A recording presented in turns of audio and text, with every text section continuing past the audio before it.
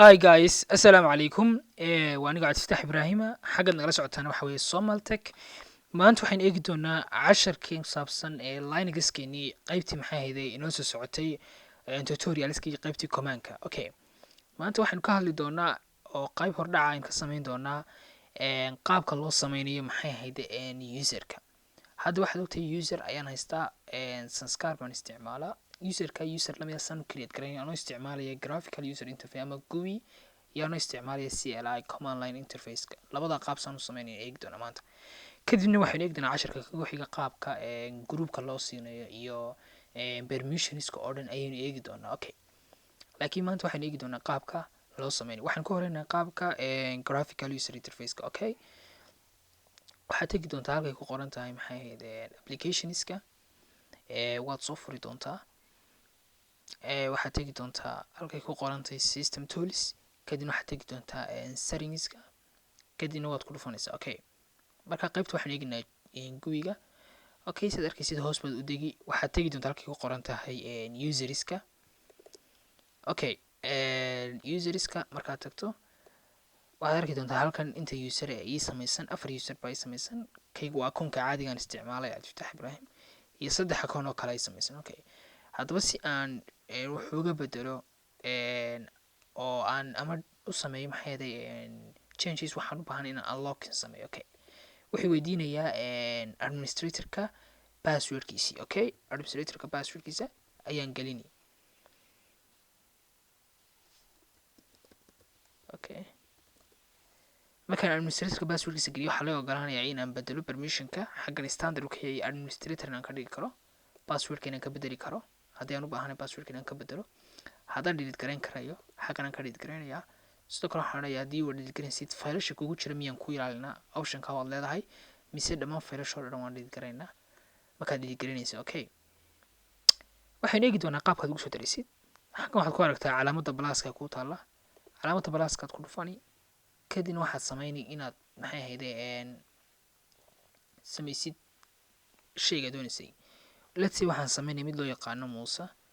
haddaan doono waan bedeli karayaa usernameka ama waan deyn karayaa. Okay, xagga waxaa ku taala optionka kadibna add baad oranaysaa. marka waxaad kaga tegi doontaa allow user to set the password when they next login. marka dambe soo login gareynayaan baad passwordka u sameynaysaa. Okay, oo iminka waad kaga tegaysaa uma baahnid. Okay, kadib waxaan oranayaa add baan oranayaa. automatically waxaa la igu soo daray user cusub oo loo yaqaano Musa. Okay, oo magaciisuna yahay Musa, username-kiisuna uu yahay Musa. Okay, haddaba xaggan waxaynu eegi doonaa qaabka weyn aragnay waa qaabka kalena wuxuu noqonayaa inaan terminalkeena soo furano kadib waxaan sameynaa inaan soo dhaweyno. Okay, waxaan ku jirnaa iminka sanskar baan ku jirnaa. Okay, laba qaab baad u samayn karaysaa. Okay, let's see marka hore waxaan odhanayaa sudo ruser let's say hamza. Okay, ayaan idhi passwordkii sudo baan gelinaya. Okay, marka waxaa la odhanayaa failkan sudaris fileska kuma jiro. marka sudaris fileskani waxa uu yahay waynu eegi doonaa. xagga maxaad ku aragtaa this file is not sudaris file. Okay, macnaha permission gaar aan siin doonaa. Okay, marka waxaan ku tusayay userka caadiga ee standardka ma samayn karayo maxay ahayd username ama maxay ahayd wax loo yaqaano account ku samayn kari maayo adoo permission gaar ah siiyo mooyee. marka permission ka gaarkaas aad u siinaysid hadhow baynu eegi doonaa casharada kan ku xiga. Okay, marka imika waxaan geli doonaa su command-ka loo yaqaan oo macnaha loo soo gaabiyay switch user. Okay, switch user ayaa loo soo gaabiyay macnaha shayga loo yaqaano su. Okay, marka su-gaas ayaynu geli doonaa, macnaha waxaan geli doonaa rootkii. Okay, su marka dhaho kadibna waxaan gelin doonaa passwordkii uu lahaa rootku, kadibna rootkan u galay si automatically. marka rootka unbaa samayn karaya macnaha permissionka loo ogolay inuu sameeyo maxay ahayd accountiisa cusub inuu sameeyo. marka waxaan sameynayaa file baan hadda sameynayaa loo yaqaan waxaan leeyahay sorry waxaan sameynayaa user add user let's say waxaan leeyahay add user hamza. Okay, user loo yaqaan hamza ii samee. Okay, hamza waa la sameynayaa automatically baa la sameynayaa. Okay, marka xamse in la sameeyay iyo in kale sidee baan ku ogaan karayaa laba mid baan ku ogaan karayaa command inaan qoro loo yaqaano grep kadibna xamse aan qoro kadibna aan raadiyo etc slash okay etc slash password okay marka wuxuu soo saarayaa xamse in la ii sameeyay oo kadibna lagu sameeyay pin bashka oo script shellka pin bashka loo yaqaan userkiisu homekiyay kadib magaciisuna uu yahay usernamekiisuna xamse uu yahay sidoo kalena maxay heeday sita usernamekaas okay waxaan leeyahay id-ga iyo shayadiisa oo dhan dib baynu ku arki doonaa laakiin imika overview introduction bay ka bixinaa qaabka loo sameynayo userka si guud kadibna waxaynu eegi doonaa qaabka maxay heeday userka permissionska iyo waxyaabahaas oo dhan loo siinayo okay imika markaa waad samaysay haddii tusaale kale soo hubinaysa inuu ku samaysan yahay tusaale kale aanad ku qanacsanayn oo kale waxaad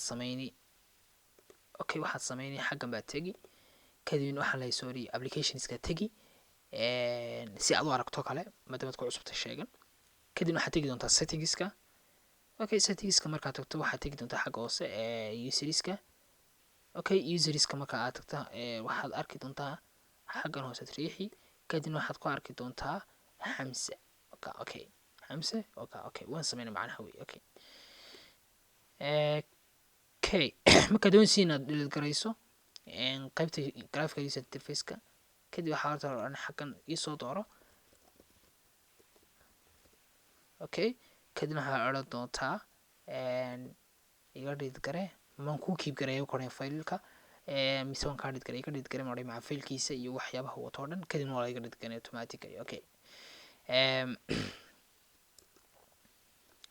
marka hadda waxaan aragnay qaabka loo sameynayo marka hadaba waxaan eegnaa faylka loo yaqaano Muuse su oraya Muuse aan Muuse galo marka Muuse waxaan u sameynay password san u sameeyo waxaan qori doonaa password iyo Muuse okay marka muxuu ku only root can specify a user's name okay macnaha passwordka maxaa u sameyn karaya oo kaliya ta uun waxaa u sameyn karaya passwordka rootka okay su baan odhani kadibna rootkan geli markaa shaygan password ku sameynayay ayaan eegi doonaa oo password Muuse oo kale okay markasta wuxuu ku oranaya change passwordkaaga waayo Linux-ku automatically wuxuu u register garanayaa inuu userkaagu haddii password uu leeyahay haddii aanu lahaynba inuu uu leeyahay password ayuu u qaadanaya okay marka waxaan ku sameynayaa 1 2 3 4 5 6 marka qori maayo numberka arkimaysa laakiin iska hubinaysa okay marka wuxuu guuru shaygan aad dooratay passwordkan doortay aad buu u jilaysan yahay marka horaya anyways ka wad okay marka horaya passwordkaaga waa la sameeyay haddii imika tusaale ahaan kale imika rootkii baan ku jiraa marka rootka dad ku jirto oo user kala galaysid password ku weydiin maayo marka waxaan gali doonaa su baan odhani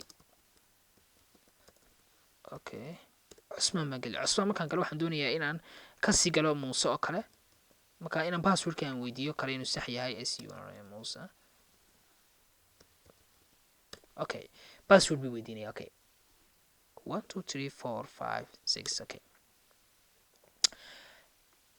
okay haddaan soo duubno maanta casharkeena waxaanu eegnay qaabka loo sameynayo password lagu sameynayo userkaaga iyo qaabka userka loo create gareynayo iyo maxay hay'ada qaabka oo laba qaab noqonaya qaab graphical user interface iyo qaab loo yaqaan maxay hay'day kala command line interface marka casharkan wuxuu noqonayaa hordhac qaabka sameeyay marka casharka ku xiga wuxuu noqonayaa cashar kan ka dheer oo dhammaan sheegay sida inuu siino maxay hay'day permissionska sida inuu siino maxay hay'day id-ga sida group-ga mid dhigano waxyaabahaas oo dhan iyo others-ka oo dhan qaar loo yaqaano ayaynu eegi doonaa casharka kan inoogu xiga haddii casharkan uu ku qanciyay waxaan ka codsanay inaad subscribe noo saarto sidoo kale asxaabtada aad la wadaagto waan mahadsantiin. Assalaamu calaykum waraxmatullahi wabarakaatu.